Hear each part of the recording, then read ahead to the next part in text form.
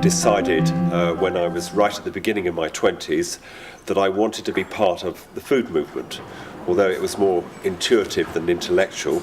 And I was also very interested in community because I'd spent a year in the San Francisco Bay Area when I was 20. My father was a visiting professor at Stanford University. And so I came back to the UK full of inspired wish to be part of a sustainable food movement and involved with community. So after spending a year studying biodynamic agriculture at Emerson College in Sussex in England and working on an intensive dairy farming, 6 of us moved to the farm where I still am and will be. This Saturday I should be milking my cows on Saturday morning, and embarked upon an experiment in community living and sustainable agriculture. Regrettably, the community living bit didn't last very long, about 18 months. Most communes without spiritual glue don't seem to last very long, although I have retained my interest in community very strongly. I think it's a crucial part of the agricultural future. But the farm did last.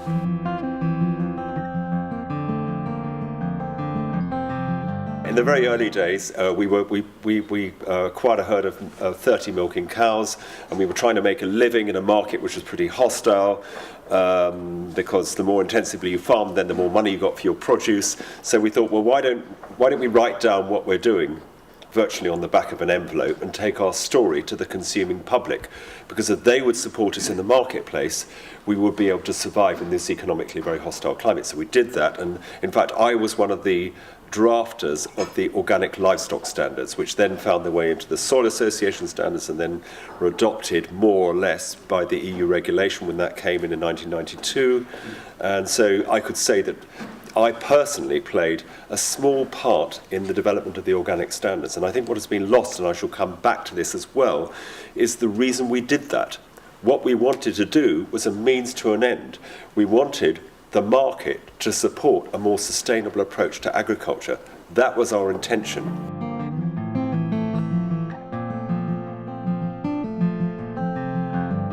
I've gained 4 insights really derived from my practical engagement with agriculture, which I'd like to share with you.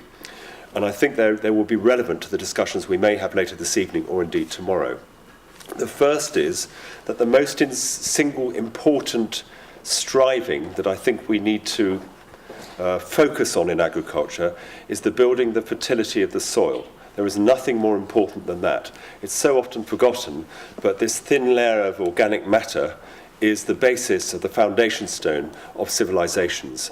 And just to give you an example of how important it is, I grew 3 fields of spring oats this year, and the yield between the highest yielding patch and the lowest yielding bit of the 3 fields, they were all the same variety, was 100%. The difference was 100%.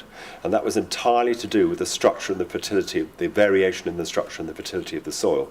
And the task of farming in the 21st century will be to maintain, and ideally, in fact, preferably, I think essentially, to increase the fertility of the soil. And if we do not do that, all the genetically engineered varieties and all the other technical improvements we make in agriculture in the world will not work, because soil fertility is the number one criteria for success. The second insight goes back to what I was saying about having needed to draft the organic standards. This is the question of the macroeconomic and policy environment. So if I'm an early adopter, I'm farming in an environment which is essentially hostile, where at the moment, the more intensively you farm, the more profit you make. And if you try to do the right thing, i.e. farm sustainably, then you're going to make less money. So if we want to break through into the mainstream and for sustainable agriculture to become mainstream, we have to think about the macro policy and economic environment, because otherwise we will remain a niche. And it's already been mentioned, it's about 2% averaged globally, the percentage of organic production, and maybe 1% local. So 3% tops. That's how much progress we've made, and that is to do with the macroeconomic and policy environment. The third insight is about the resilience of the farming system. I thought rather smugly that I was farming pretty sustainably after about 35 years of doing what I've been doing. And then I met a chap called Rob Hopkins who founded the transition movement in 2006, actually. And he said, we're running out of oil, we're running out of just about everything, water, soil fertility, minerals. We need to think about developing more resilient systems of food production. And I did an audit on my farm, and I concluded that I was far from sustainable, and I had an umbilical dependence on a number of outside inputs, including animal feed, fossil fuel energy, electricity, which is derived from fossil fuel energy, seeds, bedding straw. And I've since then been on a bit of a mission to try to make my farm more resilient against external shocks, which I think are coming towards all of us. And that idea of resilience can be applied to all food systems, from a household to a farm, to a community, to a region, to a country, even to a continent. And I think if we think about food security and resilience, this should be one of the informing principles for the future direction of sustainable agriculture. And indeed, resilience is a key feature of sustainability. And that should be part of our thinking about what kind of programs we should be backing if the overall financial climate permits it, which of course it has started to do, interestingly enough, recently with feed-in tariffs for renewable energy. So we need to happen for food what has already happened for renewable energy, i.e., because of the feed-in tariffs, it now is more profitable to produce renewable energy than it was. And that has transformed the market for renewable energy, but it hasn't yet happened for food. The last insight I've had relates to culture and scale. My son, who gave up a well-paid job in London to come back to a farm to make cheese, he never would have done that if it was about milking 1,000 cows in a semi-industrial system. He came back because he was attracted to the scale of the farm, the fact that the cows could walk to grass and back again twice a day, which they couldn't do if there were 1,000 cows in the herd, and because he was interested in the cultural dimension and social dimension of our farm story. And yet, as bankers, you might be more attracted to lend to a larger scale farm where the economics of scale make it more profitable. So there's another tension for a bank who obviously has to lend to viable programs.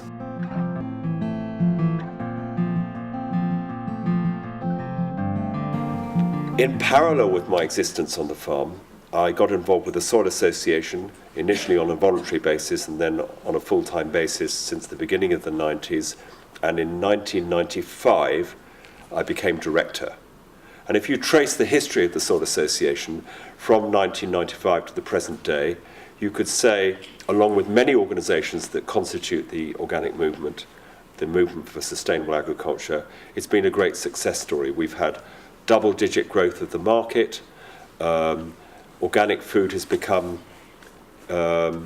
recognised as a major part of the food market, known about by everyone. We've run some very successful campaigns. We've had a fair degree of success, and the media have been an amplifier for our stories about how farming and systems need to change if we're to address all the challenges that stand in front of us. And the Soil Association's business has developed along the same lines. Our certification has grown, the number of employed staff, our income has grown. But for all that success, I want to suggest to you that we actually have failed to break through. We have not been inclusive, we've been exclusive.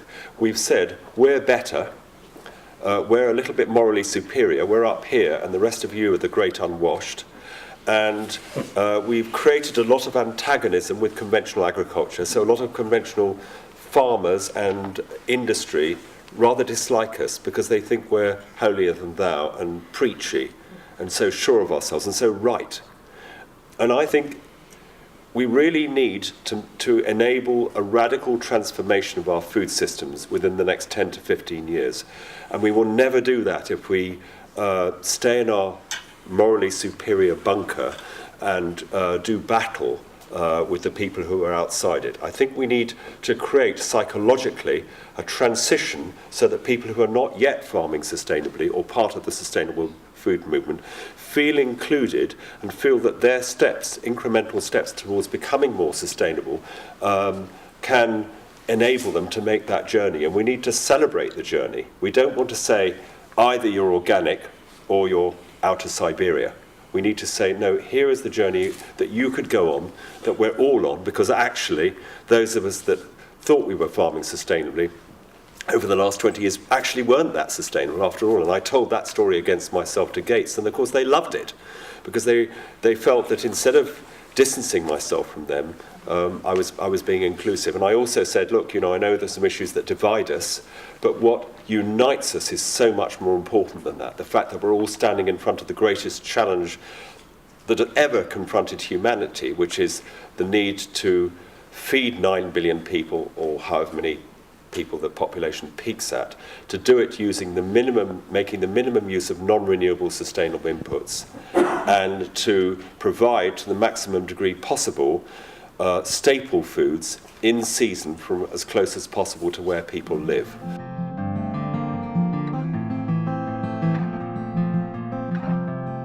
But I think that if we, the food movement and the sustainable and ethical banking movement, are to become mainstream, which is essential, and we are to do it in a relatively short period of time, we need to think very creatively about new ways in which we can communicate with people, and new ways in which we can move out of this feeling that we're separate from the rest of society because we've got some sort of higher approach to things.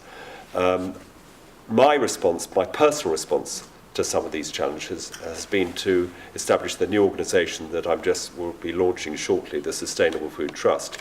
And the idea of the Sustainable Food Trust is to bring together individuals and organisations, including those playing leadership roles in the field of sustainable agriculture, because although there's been such fantastic work going on throughout the world in the sustainable food movement, we haven't communicated with each other. We haven't joined up and become more than the sum of our parts.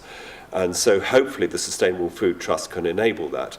And as part of our future work, I also hope that we can somehow build a food movement which is cellular, which is from the ground up, whose numbers will be measured in the millions, even tens of millions, because I think that the real change will come from individual people as citizens feeling that their action is part of something bigger than them, which unites all of us, and in fact is bigger than any of us, bigger than any institution, but certainly more than the sum of its parts.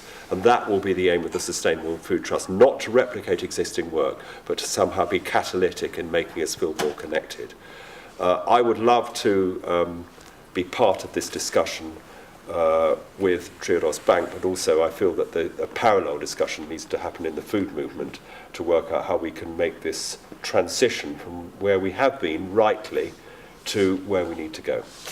Thank you. Thank you.